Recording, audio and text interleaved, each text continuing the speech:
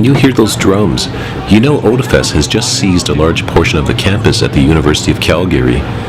With all the amount of people walking around in cosplay costumes, you might think you're watching a live, massive multiplayer online role-playing game right in front of you.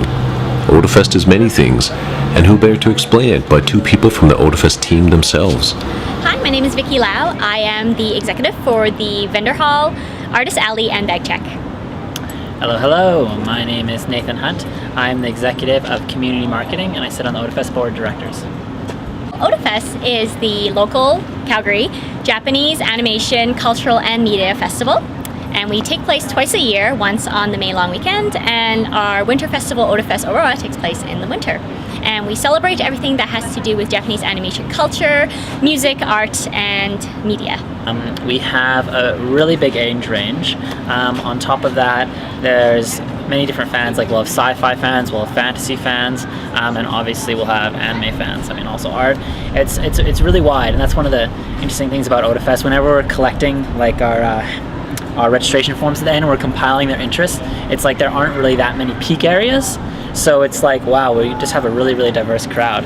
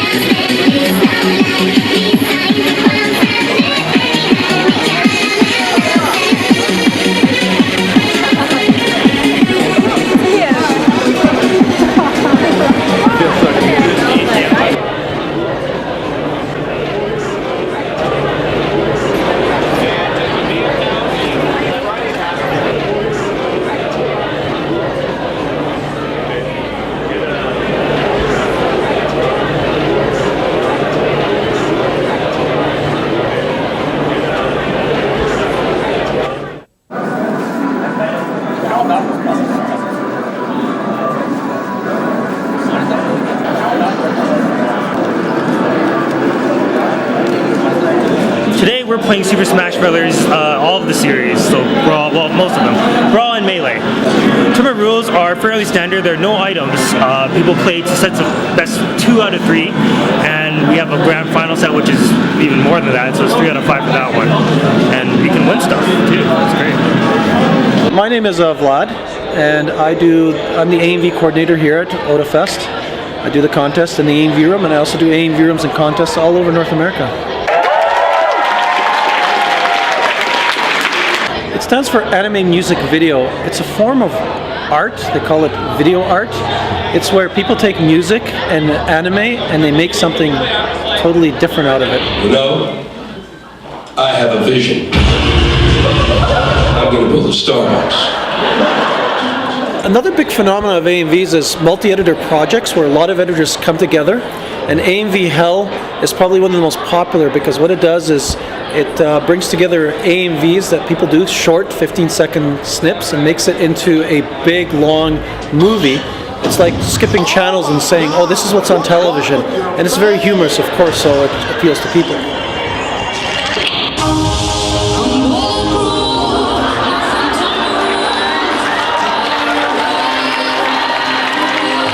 Okay, so as soon as the lights come on, after we introduce you. You're just going to hold the pose in the dark until I introduce you. Lights come up, count to 5. Go crazy. Sit down, I come up. Yeah, we got it. Good? Lights, okay, lights up. Okay, go on. Game on. So beautiful.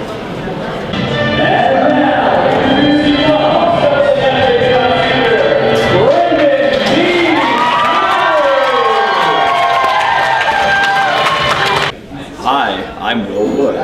I'm Brendan Beach Deering. I'm Ryan Cairn, and we are part of Synaptic Chaos Theater. We'd say it all together, the improv group. Calgary loves us. It seems like OTAFEST especially loves us. We had a great response last night actually during the opening ceremonies. We come running up on stage and people are like, "Oh my God, they're here!" So it was really cool actually. We've had really good response. We're pretty happy with our audience. We like them a lot. Yeah. Gee, Will, I don't really know how to make ice cream. That's okay. I'm an ice cream level 3 master. Well, it's a good thing I came to you to learn. Yeah, see? That's a picture of my dad on the wall. Everything he knew before I killed him. How long was the ice cream shop? Well, that's shocking, and it took me a little while to get that reaction. I have a delayed neurological disorder, you see. I'm a bad son. Big hand for volunteers again!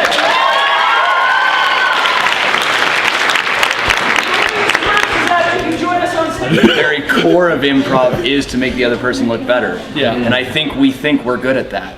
Yeah. So. Well, I know I'm really good at it. I don't know about the rest of you. Yeah, I don't know. I'm really good at making everyone else look better. Yeah. This guy's not, but. Well,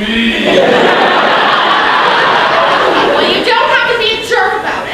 Change! I thought I looked good! Change! Let's see your duck face then if you think you're so great. Girl, you don't even know about my duck face. Change! See how to get into German accent. I'm able to do this. Yeah? Good.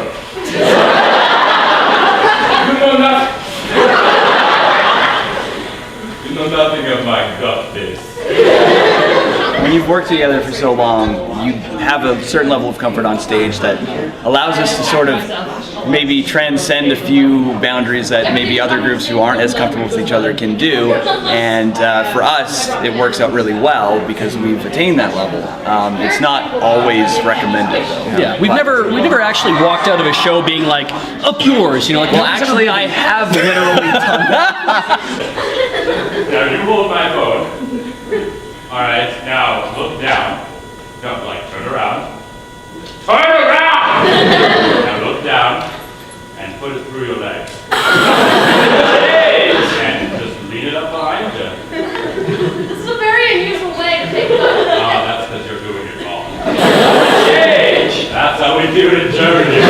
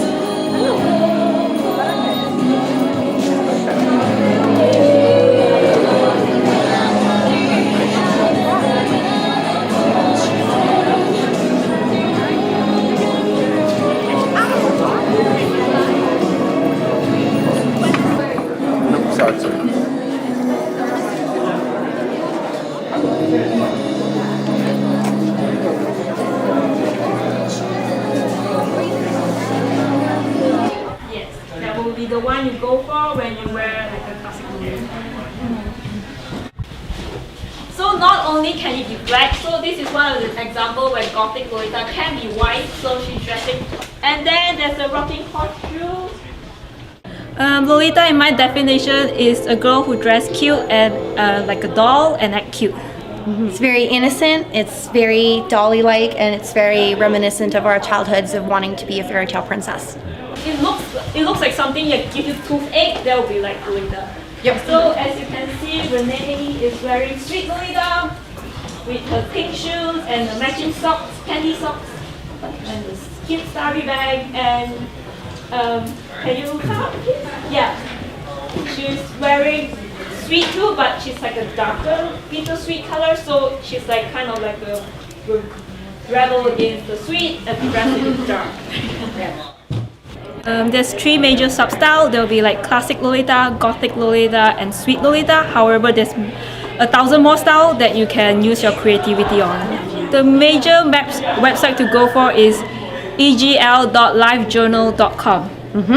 And that'll tell you, it's an open forum all about the different styles of Lolita where people can ask all kinds of questions, and it'll also link to a place where you can buy Lolita online. So I don't really have an exact idea of what to talk about too much, but I think it's a round table. We can come up with a whole bunch of things. I have some explicit pictures to show you as well. Hello, my name is Jeremy Androsov. I'm actually the president of the Kamloops Anime Club and director of programming for Anime Revolution, and I'm running a Yaoi panel here at OTAFEST in Calgary. So does anybody know the difference between Yaoi and Bara? Yaoi has more of a romance aspect to it in most cases, again, not all. Bara is usually a tiny little bit of romance and then just sex. Yaoi is the love between men. It basically means gay in Japanese, and Yuri is lesbian in Japanese. Then you got this one here. This is very much a Bara type thing, like it is. As you see, they're big guys, buff guys, not necessarily the slim kind of slender like you would see in a regular Yaoi. Then you got more of the lovey sort of thing too, but at the same time you still have depictions of the sexual stuff that they do as well too. So just a few pictures. This one here is from Sensitive Pornograph, which is a 2-episode OVA. So tonight we were the hosts of the Essential Hentai panel, which was kind of an introduction, explanation of different an introduction to hentai and what it is, and also fetishes and hentai you should look out for and watch in the future. Hentai, closest translation is it translates to pervert. It is the term used in anime for adult videos, basically. One of the most common things, though, you do see is they love the schoolgirls. They love to go into some of the more extreme things that you can't do as a human, basically, just wouldn't be possible, so you get to see a lot of... Or it is possible, but illegal, basically. Yeah, there's a lot of stuff, so it opens up a lot of freedom, even just from a sexuality standpoint, of being able to go in and see things or kind of get excited about things that otherwise would probably get you in a lot of trouble, which is why I think why it does so well. Some of them are just crazy, just sex, but there are a lot with actual stories behind them. So not only is it like for some people an arousal thing, it also is very artsy and very beautiful in some cases. Yeah, some of them you just want to see for the art because the artistic style is stunning. Whether the story is there or the sex is there is kind of inconsequential. The OTAFEST fans, we've done the panel twice in the last 3 years, and we've had a packed room just like we had tonight. Yeah. The very first year we did it, we actually had standing room only. Yeah, we had to start turning people away. We had to actually turn people away because we were too full. We didn't have aisles for people to walk down. So that was quite an eye-opener to actually see what the public was actually like at OTAFEST. That being said, it's always great to do it here too because the people are really responsive. They're really non-judgmental, and they're lots of fun to come out, and they're really good to have a back and forth conversation with. So you feel comfortable sitting down and talking with someone and saying, hey, someone coming up and saying, hey, I'm looking for a really good tentacle hentai. Can you help me out? We were only able to show you a very small sample of events and people who were part of the 2013 OTAFEST experience.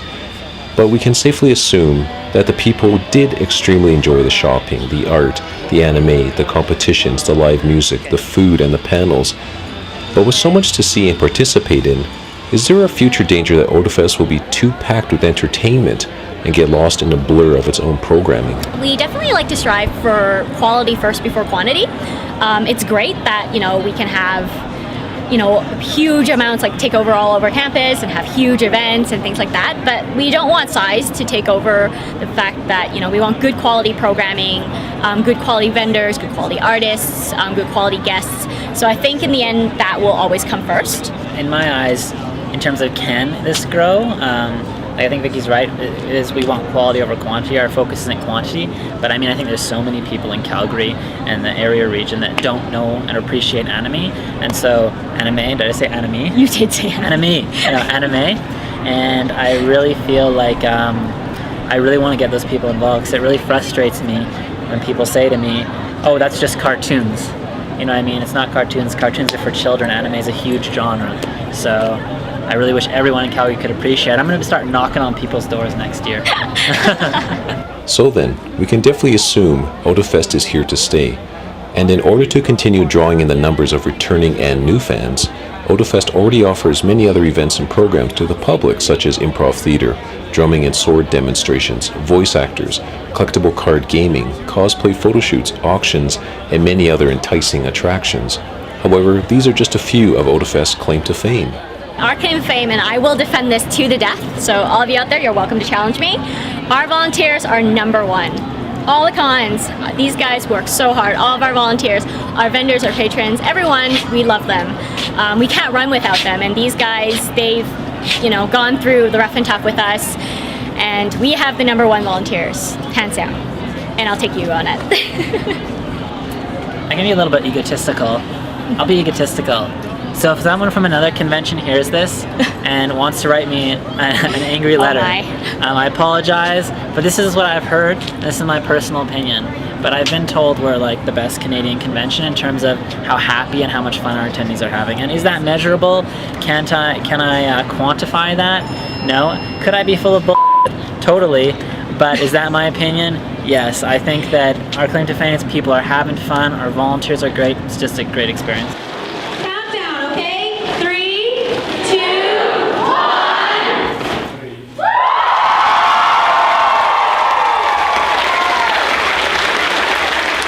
Thank you so much for coming here and making OTAFEST's 50th anniversary so special. Thank you.